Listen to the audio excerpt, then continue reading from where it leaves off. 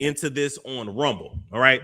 So I don't know if you guys saw it, but Deb Antney, aka Miss Deb, did an interview with Lauren LaRosa from the Breakfast Club. She did an interview with Lauren on Lauren's podcast and talked about how, she's fell out with the Brat, and the Brat said that Deb stole from her and stole a show idea from her. And Deb straight up said that, hey, I feel like she said it without saying it, but she insinuated that the Brat is under some kind of spiritual control, and something or somebody then came in between them and broke up their relationship, and that the Brat is basically not in her right damn mind right now.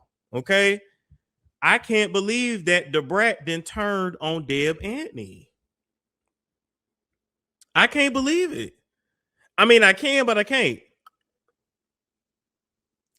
Like, she didn't win against Deb, and her and Deb been tight for years.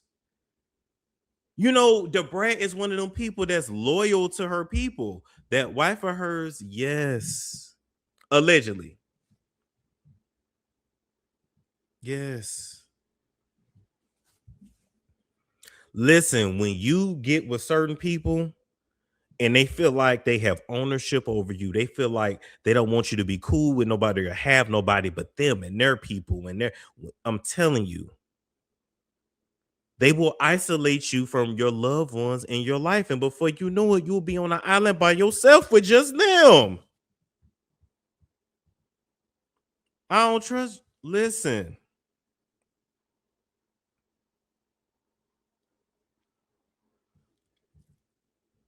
So let's play this right here. We're going to talk about it. Where my motherfucking mic at?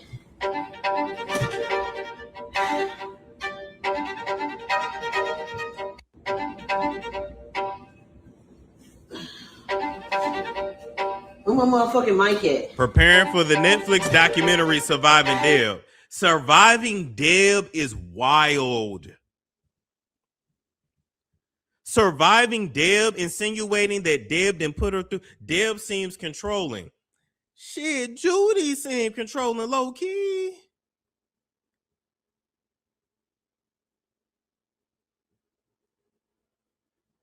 Deb's response was interesting. I'm more on Deb's side. And I'm going to tell you why. Because for them to have been, close for years,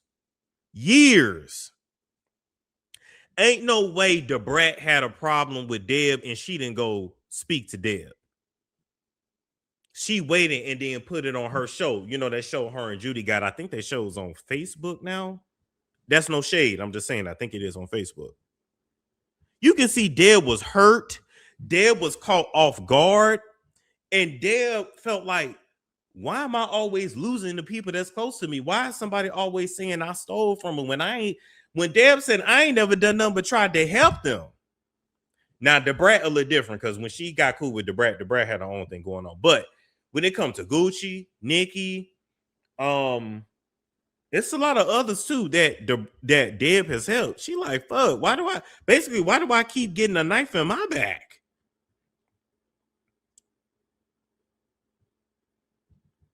No, I'm going to tell you this. I'm going to tell you something.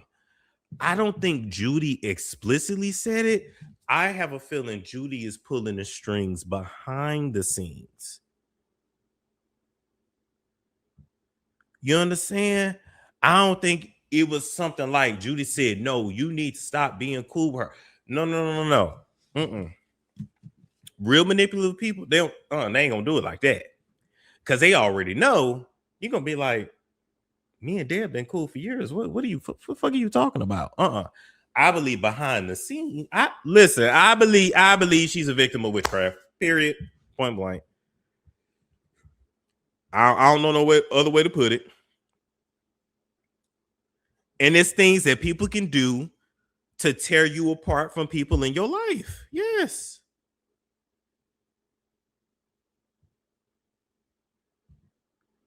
Brat said herself on Growing Up Hip Hop that Deb helped people too much.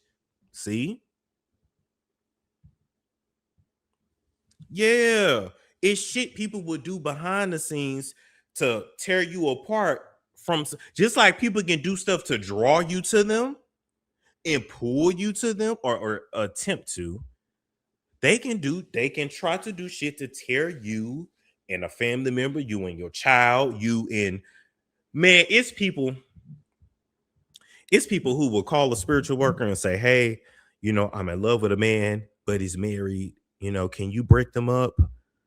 I need a spell to break them up. I need a this to that. And those that just want money or work from the dark, they'll do it. Those that work from the light gonna tell you, hell no, I don't do no shit like that. Get off my phone. You know what I'm saying? But I'm just telling you, people,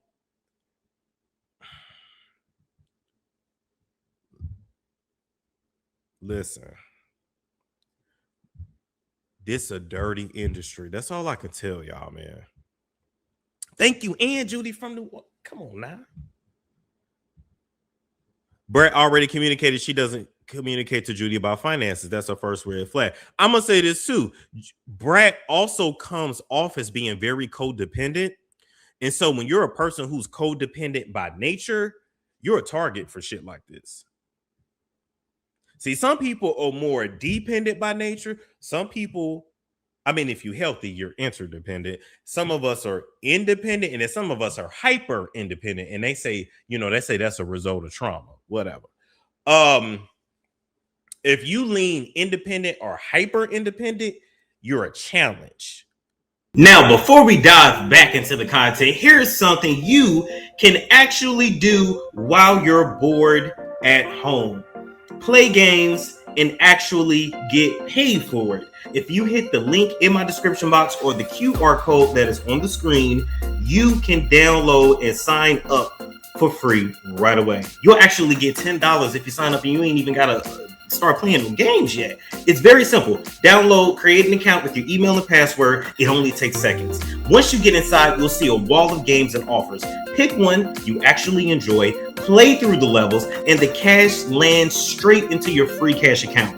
It's like turning your downtime into a side hustle without even noticing. Some people pull $10 to $20 a day. If you put in the effort, you can go a lot higher.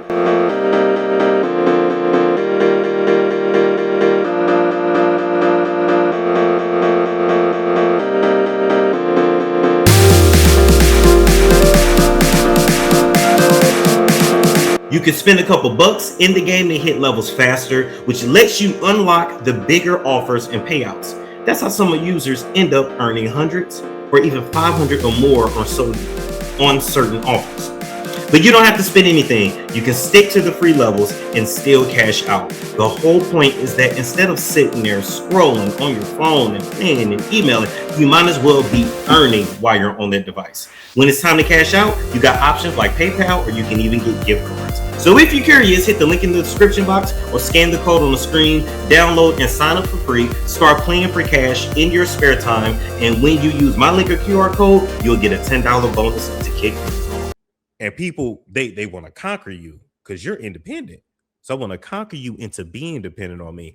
If you're naturally codependent, you're going to easily fall into this kind of trap because you codependent any fucking way. Yeah, it's always a communication issue. Yes. Brett was sad about moving out the big man. Listen, she didn't even know they had to move out the mansion until she seen it online, if I remember correctly.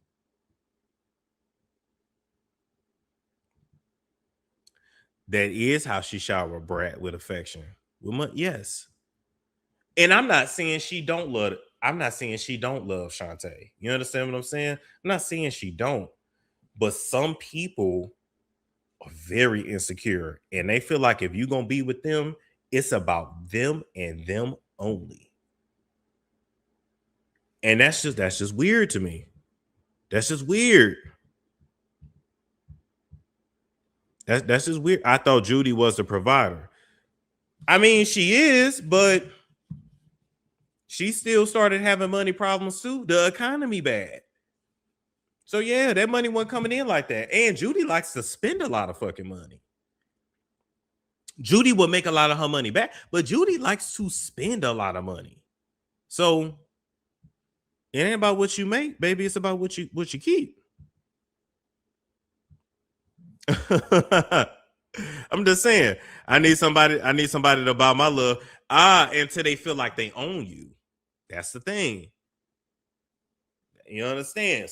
See, Satan will give you whatever you want. What does he want in return? I'm not calling Judy Satan, but I'm just making a point. So you can say, "Oh, I want somebody to buy my love." Shout out to Aaliyah TV. Yeah, but what if they then feel like they own you? And now you can't have your own friends. You can't have your own opinion. You can't see what I'm saying? Buying your love can quickly turn into financial abuse. Damn, so the brat is a trad wife? Pretty much. Pretty much.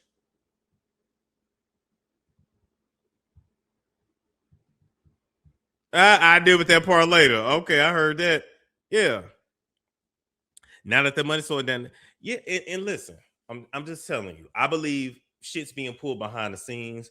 I believe after watching Deb's interview, like I said, we will review it on Rumble probably later tonight. After seeing Deb's interview, I believe Deb. And for Deb and Shantae, aka the brat, Shantae, for Deborah and Shantae to have been cool and tight for so fucking long, there's no way she wouldn't have hit her up and talked to her. This also goes to show Brad has a son she don't claim. What?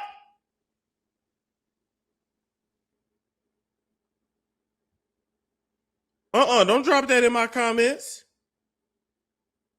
Drop that in my email with proof. What son? What? With who?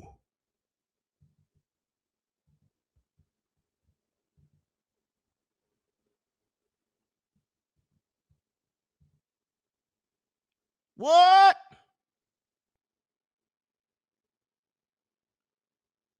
I will be expecting your email, sir or man. I don't know if you're a man or woman. I would be expecting your email because I need that immediately.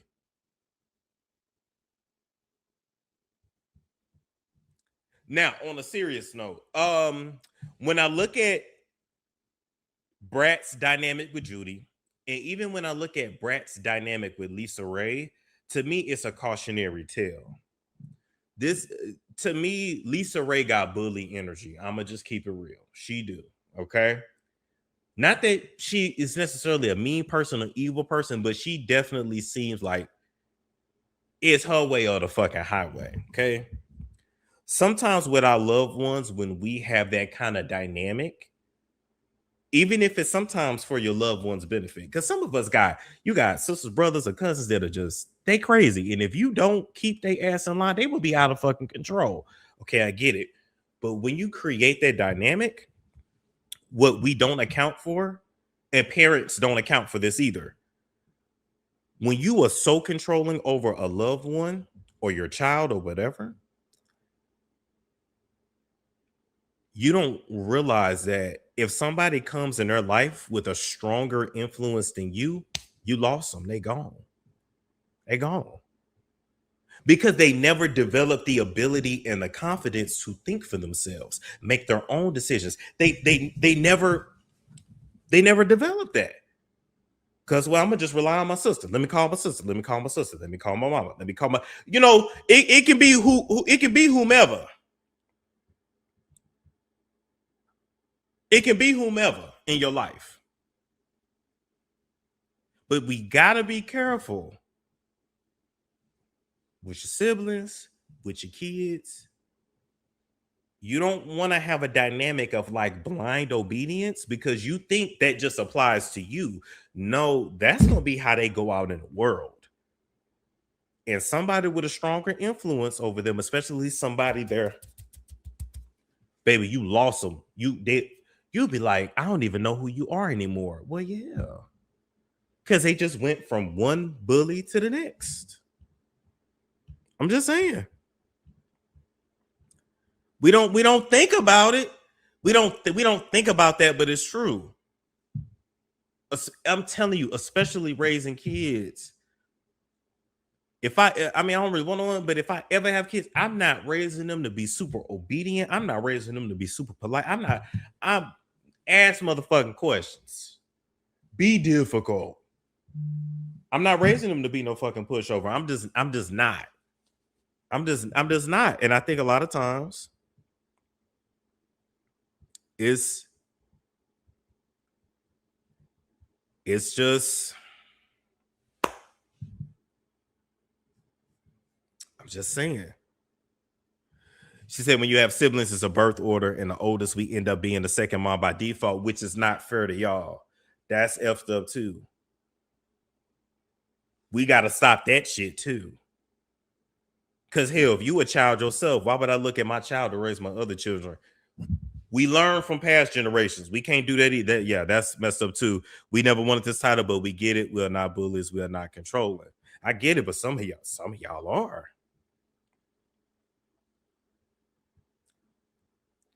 I don't know. I hated being the eldest daughter. Yep.